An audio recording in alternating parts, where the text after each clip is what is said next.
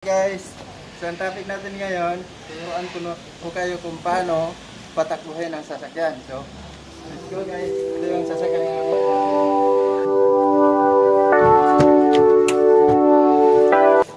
Okay, dito na tayo sa loob. So, yung ano natin guys, so ganito paggamit ng susi para hindi magasgasan tong susian niya. Lapit mo dito konti. Ganito guys, kapain nyo muna, tapos okay, pasok na. So, paandarin na natin. So, okay. So, be sure naka-parking siya na pagpaandar nyo. So, okay guys, aatras tayo. Pero, mainit man. So, paandarin muna natin yung aircon. Ito yung aircon nya. So, lagyan natin sa 18 para malamig. So, ito yung AC nya. So, okay. Alis na tayo. Actually, automatic to guys. So, dalawa lang yung apakan. Brake at saka accelerator. Ito yung dalawa. So, okay. Ito yung handbrake. Okay. So, at least, nandito tayo sa malapit sa ano. So, atras tayo. So, turuan ko kayo paano mag-atras. So, release muna natin tong handbrake. So, pindutin nyo to. So, be sure naka-brake kayo. So, pindutin nyo to.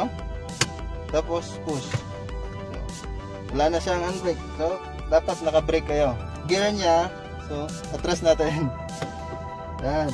So, nakalagay siya sa reverse. So, ito yung neutral. Ito yung drive, saka sports mode. Okay, dahan-dahanin natin dito yung brake. Atras na tayo. Let's go.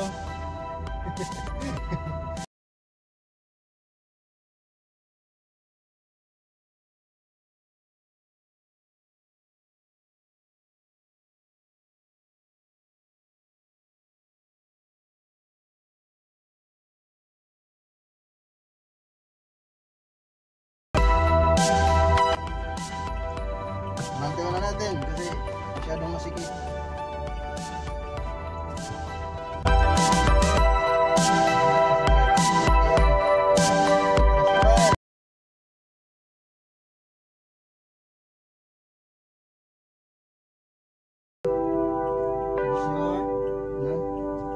Secure yung paligid ninyo bago kayo umatras.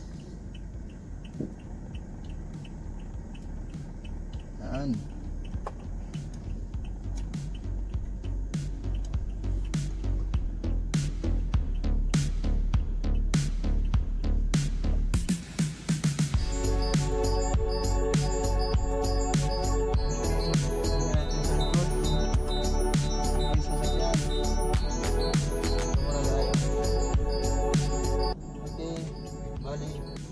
Brake lang yung gagamitin nyo muna kasi medyo balusong Okay, lagay natin sa drive.